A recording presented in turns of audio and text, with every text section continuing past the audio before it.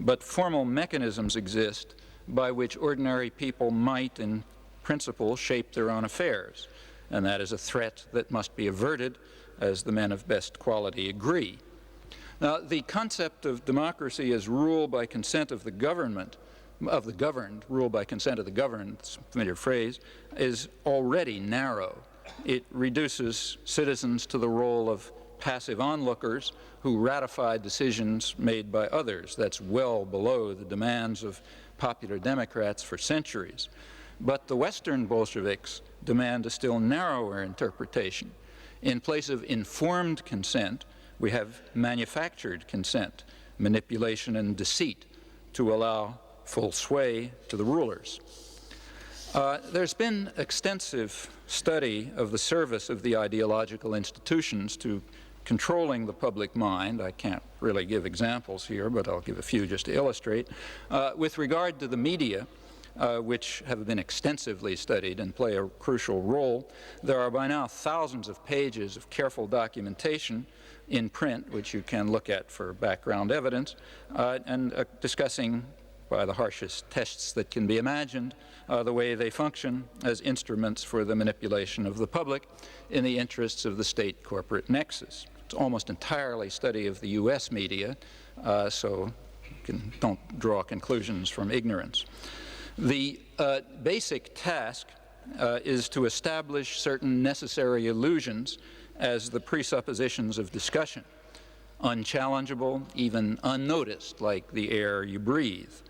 One basic doctrine is that the United States is not really an agent in world affairs. Rather, it reacts to the transgressions of others. It adopts a defensive stance, and it pursues benevolent ends, sometimes blundering because of its naivete and ignorance. In other words, we contain and deter them. They do not contain and deter us, irrespective of the facts, which reveal something rather more complex. In the case of official enemies, their repression, terror, and aggression elicit vast indignation. In contrast, our repression, terror, and aggression cannot be perceived, except perhaps as errors. Where massive violence proceeds without affecting U.S. interests, elite U.S. interests, it's largely ignored.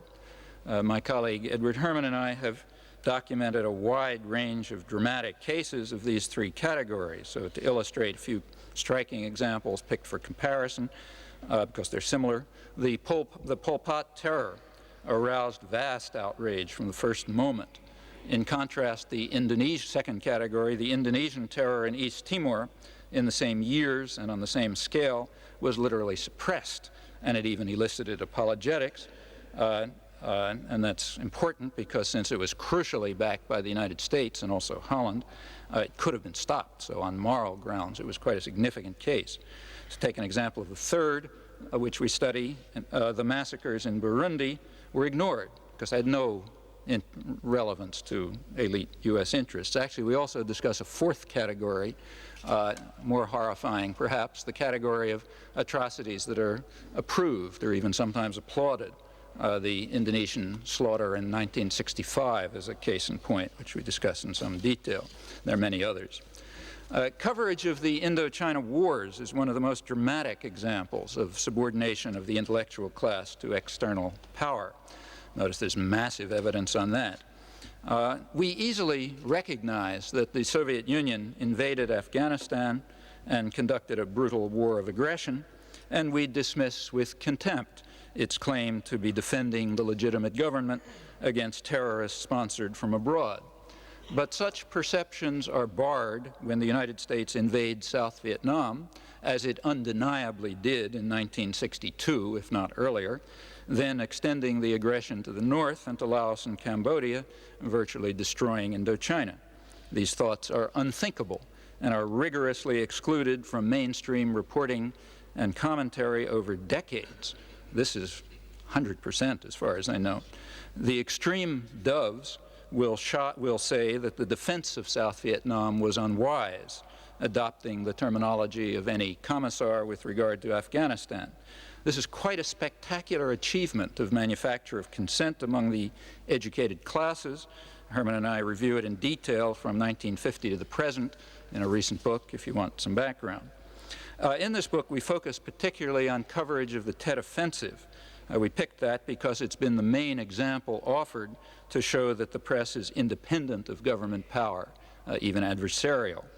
As we show in great detail, reporting of the Tet Offensive remained completely within the framework of U.S. government propaganda.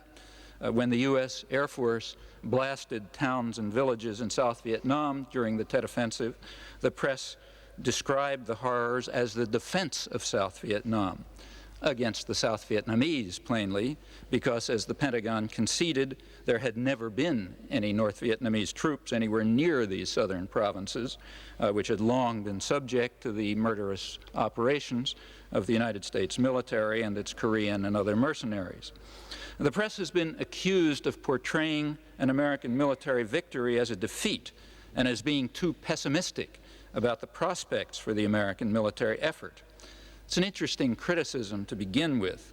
The assumption is that the press must not only depict a U.S. attack against South Vietnam as a defense of the country from indigenous forces, but it must be enthusiastic and optimistic in the service of the state. But putting aside this intriguing perspective, the argument collapses from an elementary logical flaw. We happen to have a detailed record of assessments by the CIA, the military in the field, and the top policymakers and advisors in Washington, who were not relying for their information on the media, naturally. And their assessment turns out to be far more gloomy and alarmist than the media coverage. The reason is that the media were relying on the public statements of the government, not aware of the internal record that was only revealed later. So the description of the media as independent or even adversarial reduces to the claim that although they strictly followed the propaganda doctrines, and although they were more optimistic about the U.S. prospects than U.S. intelligence, military, and policymakers, still they were not enthusiastic enough in their portrayal of an American military victory. At this point, comment becomes superfluous. The standard pattern is also well illustrated by the most controversial issue of the 1980s, namely Central America. There's been lively debate, but within narrow limits, transcended actually only by statistical error. One unquestioned doctrine is that there are 4 democracies in Central America with elected presidents and 1 dictatorship, Nicaragua, that never permitted an election that meets our high standards. The doctrine is a ludicrous falsehood, but a necessary illusion, therefore beyond challenge. It's simply presupposed. Across the spectrum, it is agreed that we must support the murderous terror states, El Salvador and Guatemala, and we must restore Nicaragua to the Central American mode and impose upon it regional standards. That's the Washington Post, the more dovish of the 2 national dailies. When the independent media in El Salvador and Guatemala were physically destroyed by the U.S.-backed security forces, their editors tortured and murdered, their plants wrecked, there was no reaction, no editorial comment, not even news reports, which is an indication of how much freedom of the press means to the Western media. There's no reaction when a liberal journal, the New Republic, explains that we must provide military aid to the terrorist army of El Salvador, quote, regardless of how many are murdered. It's a phrase that recalls the Nazi archives. There's no reaction when government spokesmen inform us that the U.S. mercenary forces are instructed to attack agricultural cooperatives in Nicaragua in the style of Abu Nidal, or when U.S. officials explain calmly that the purpose of the terrorist attack is to compel Nicaragua, quoting, to divert resources to defense and away from social reforms. In fact, how does one react to such a statement? A further unquestioned doctrine is that no country has the right of self-defense against U.S. attack. The Doves warn that we will bomb Nicaragua if it attempts to obtain jet interceptors to defend its territory from U.S. flights supplying terrorist forces in the field and providing them with up-to-the-minute military information so that they can safely attack undefended civilian targets in accordance with their instructions. We will know that Gorbachev's new thinking is serious, the Doves explain, if he ends his support for Nicaragua so that it will be abandoned to the whims of the master of the hemisphere. It's simply taken for granted that the United States has every right to disregard international law, dismiss the World Court and the United Nations, violate treaties, undermine and dismantle the peace accords in Central America, as it has just done once again, and so on. Now, these doctrines reflect the consensus of the powerful, and therefore lie virtually beyond discussion, as has been extensively documented. There was, however, a tactical disagreement among elites on the means that should be employed to restore Nicaragua to the Central American mode of slaughter and repression, starvation and misery. Should the U.S. rely on terror and torture to reduce Nicaragua to the level of El Salvador and Guatemala, as the Reagan administration demanded, or should it keep to economic and ideological warfare and other measures that should suffice to strangle a tiny country dependent on its relations with the U.S. for survival, as the Doves prefer? On this tactical question, the media encouraged debate, reflecting the concerns of domestic privilege. While similar conclusions have been confirmed quite generally, they have evoked no serious challenge. And in fact, it should hardly be surprising that the media function in the way that is advocated by established power and even by a major intellectual tradition, as a device for manipulation and marginalization of the annoying public. Well, so far my remarks have been descriptive. I'll make a brief comment on a value judgment concerning the traditional doctrine that elites should resort to manufacture of consent, necessary illusions, historical engineering, and other methods to control the bewildered herd. Notice that the question is not whether the representatives of the people have a right to explain their views to their constituents. That's uncontroversial and has never been at issue. It is not the question discussed by Lippmann or anyone else, and it need not be discussed by us. The question is whether privileged elites should dominate mass communication and should use this power as they tell us they must, namely to impose necessary illusions, to manipulate and deceive the stupid majority and remove them from the public arena. The question in brief is whether democracy and freedom are values to be preserved or threats to be avoided. Democracy and freedom are values in themselves, and they need no justification in instrumental terms. Nevertheless, there is today a compelling justification in such terms. Modern industrial civilization has developed within a certain system of convenient myths. The driving force has been individual material gain, which is accepted as legitimate, even praiseworthy, on the grounds that private vices lead to public benefits in the classic formulation. It has long been understood that a society based on such a principle will destroy itself in time. It can only persist with whatever injustice and suffering as long as it is possible to pretend that the destructive forces that humans create are limited, that the world is an infinite resource, and that it has an infinite capacity to absorb waste. The falsity of these assumptions can no longer be obscured. At this stage of history, either the general population will take control of their own destiny and concern themselves with community interests guided by values of solidarity and sympathy and concern for others, or alternatively, there will be no destiny for anyone to control. As long as some specialized class is in a position of authority, it will set policy in the special interest that it serves. But the conditions of survival, not to speak of justice, require rational social planning in the interest of the community as a whole, and by now that means the global community. There is no guarantee that true functioning democracy will realize community interests and values or attend to social costs. Humans may be a biological joke, an evolutionary dead end. But we can be fairly confident that this is the only hope. In this possibly terminal phase of human existence, democracy and freedom are more than values to be treasured. They may well be essential to survival. Thank you.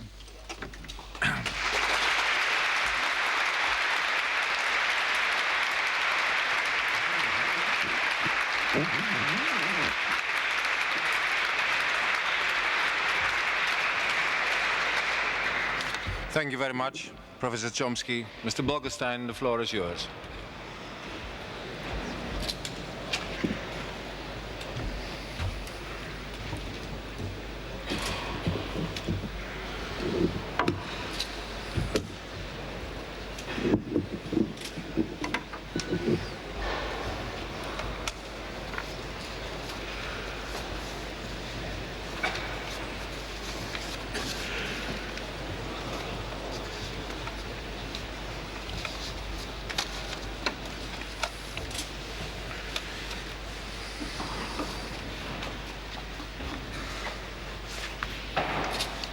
Wacht even, er zijn mensen die gaan de zalen uit.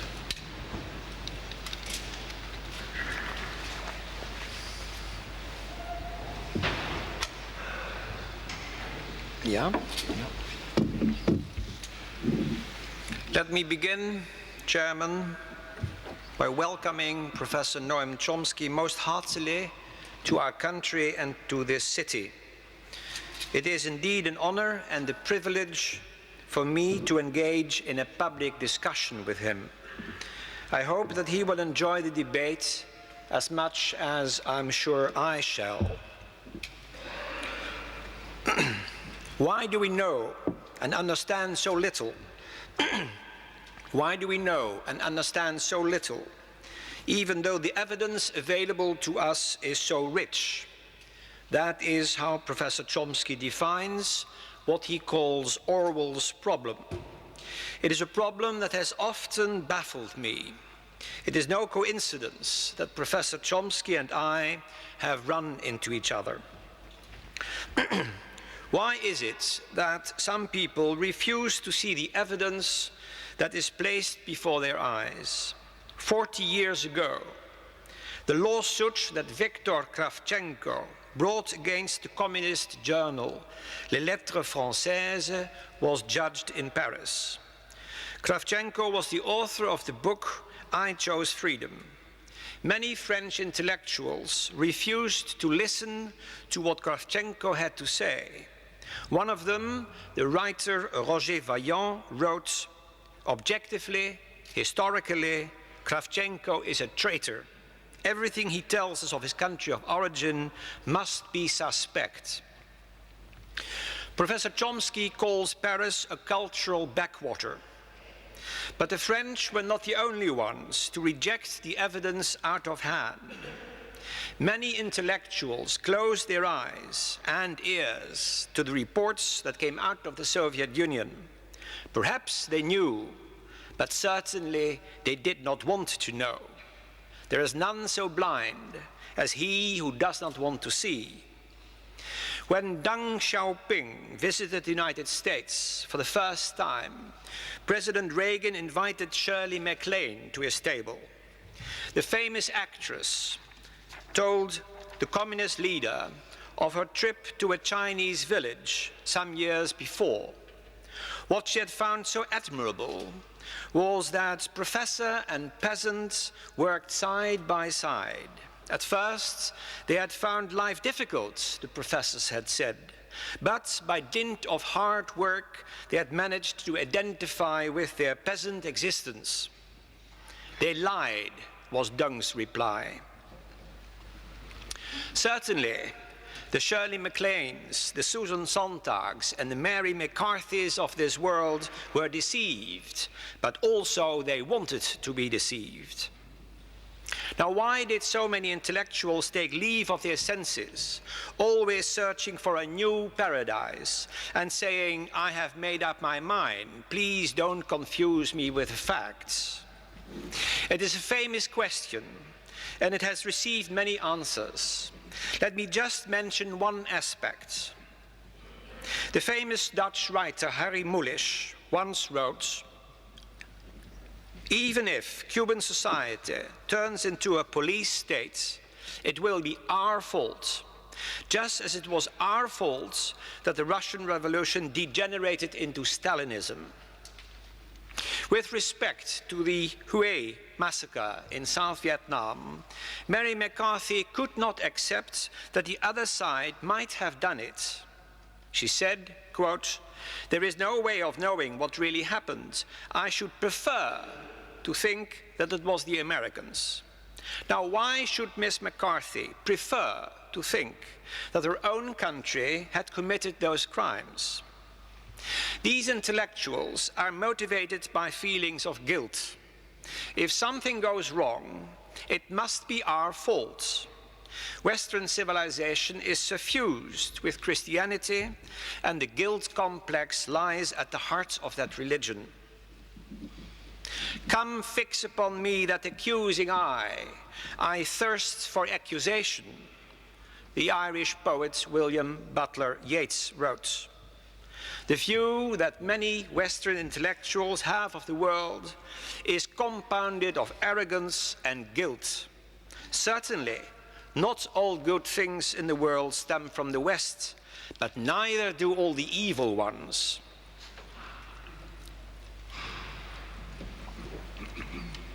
So yes, Professor Chomsky has a point. Orwell's problem does exist. Many Western intellectuals do not like